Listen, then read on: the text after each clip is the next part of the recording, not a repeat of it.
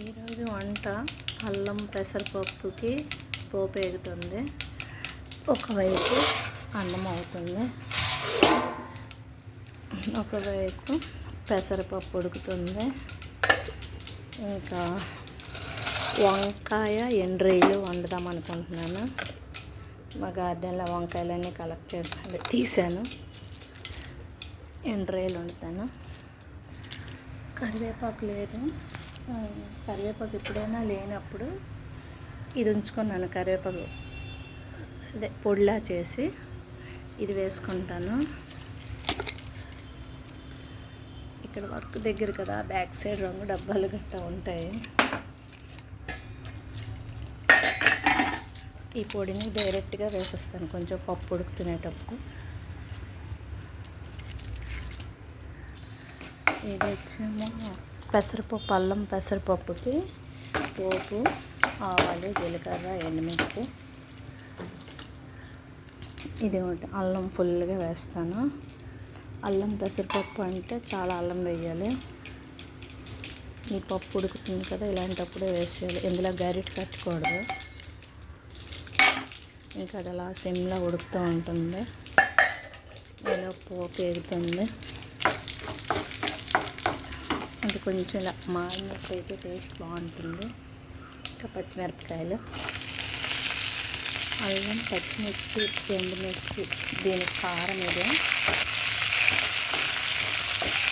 అక్కడ పప్పు ఉడుకుతుంది కదా, ఇది ఇంకా వేగిపోయిన తర్వాత అందులో వేసాను. ఇంక ఇది అలా సిమ్లో వేగుతుంటే బాగుంటుంది.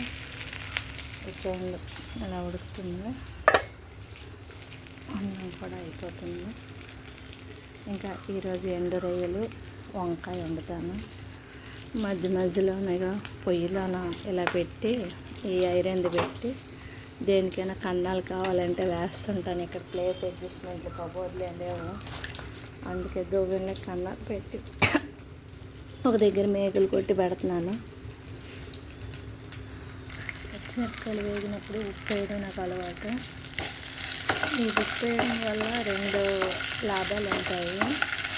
ఒకటి నచ్చాను నేను యాక్చువల్గా, ఉప్పు వేస్తే ఈ పచ్చిమిరపకాయలు వేగుతున్నప్పుడు తులుతాయి కదా, అలా తులదు.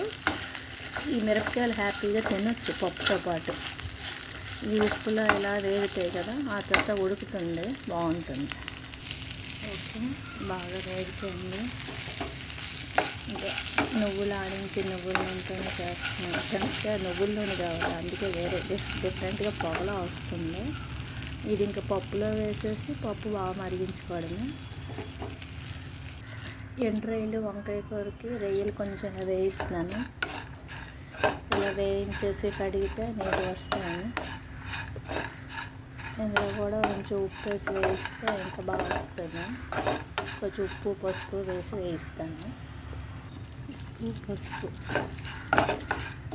వంకాయలు కట్ చేసి రెడీగా ఉన్నాయి. ఉల్లిపాయలు అన్నీ ఉన్నాయి. ఇది ఒకవైపు వేగితే ఇందులో నీళ్ళు వేసి ఉంచాం అనుకోండి, వేడి మీద నీళ్ళు వేస్తే ఎక్కడైనా వేసుకున్నా ఏమున్నా వచ్చేస్తుంది.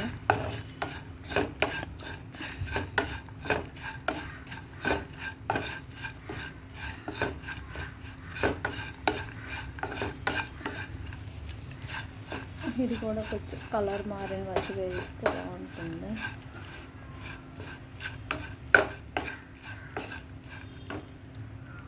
ఇది మంచిగా వేగిపోయేది, పొగలు వస్తున్నాయి కదా, ఇంకా మాడిపోతే బాగోదు.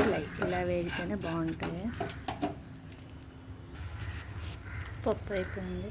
అల్లం పప్పు, అల్లం పప్పుకి పెసరపప్పు అయినా బాగుంటుంది, కందిపప్పు అయినా బాగుంటుంది. నేను పెసరపప్పే వాడతాను. ఎండు రొయ్యలు, వంకాయ కూర పోపు, ఉల్లిపాయలు వేసాను. ఫస్ట్ ఉల్లిపాయలు బాగా వేగిన తర్వాత వంకాయ వేస్తాను. తర్వాత రొయ్యలు క్లీన్ చేస్తాను. ఇంకా ఒకవైపు అన్నం కూడా అవుతుంది, దగ్గరకు వచ్చింది. ఇది డ్రై కరివేపాకు, గరం మసాలా, కారం, పసుపు, సాల్ట్ ఇవన్నీ వేసి ఇది వేయిస్తున్నాను బాగా. ఇది కొంచెం వేగిన తర్వాత వంకాయలు వేస్తాను.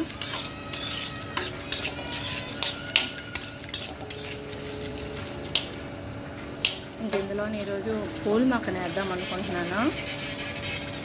చూపిస్తుంది. కొంచెం సేమియాలా వేయించిన పూల్ మక్కనిది.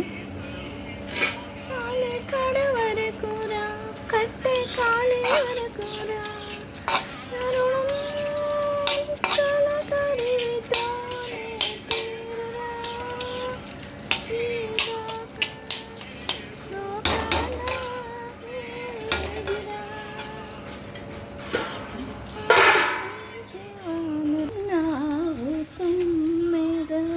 అన్నం అయిపోయింది, వడగట్టాను.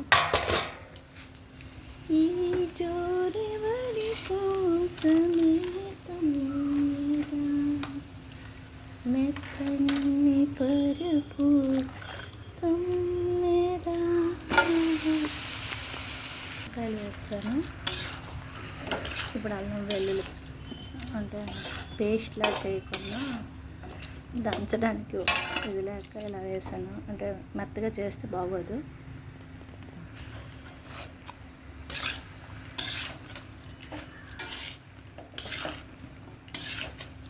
కొంచెం వాటర్ వేసి ఉడికించడం. ఈ లోపల ఎండ్రాయిలు క్లీన్ చేసి తెస్తాను.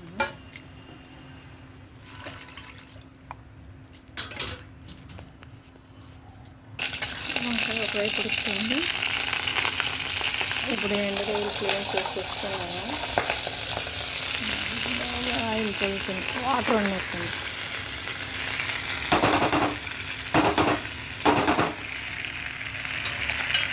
ఇది కొంచెం ఉప్పు కారం వేసి వేసేసి ఇది బాగా వేగిన తర్వాత అలానే పూల్ మక్కన వేస్తాను.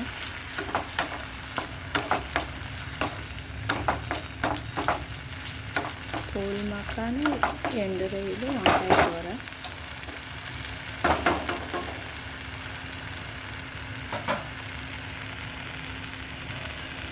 రొయ్యలు కారంగా బాగా వేస్తున్నాను. ఇందులో వేగిన తర్వాత అందులో వేస్తే బాగుంటుంది. డైరెక్ట్ వేసి వచ్చు, కానీ ఆకలికి ఇది ఇవి వేగిన తర్వాత ఇందులో పూల్ మకాన్ వేస్తాను. ఇలాంటి వేడిగా పోయి ఉడుకుతుంది.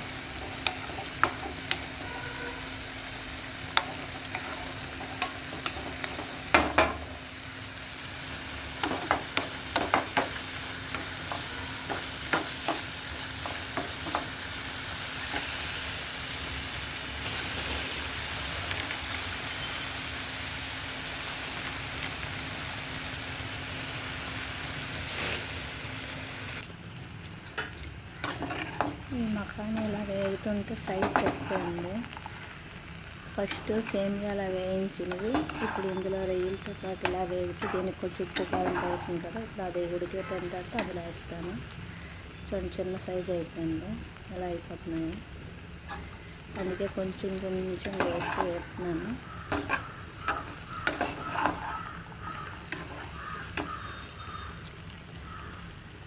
చూడడానికి చాలా అందంగా ఉంది కూర. ఇంకా ఇది బాగా ఉడికిపోతే ఇలా గ్రేవీ కావాలంటే గ్రేవీ ఫ్రై కావాలంటే ఫ్రై, మనం ఎలా కావాలంటే అలా చేసుకోవచ్చు. కూర ఉడికిపోయింది, చాలా బాగా వచ్చింది. ఓకే, లైక్ చేయండి, షేర్ చేయండి, సబ్స్క్రైబ్ చేయండి. Thank you.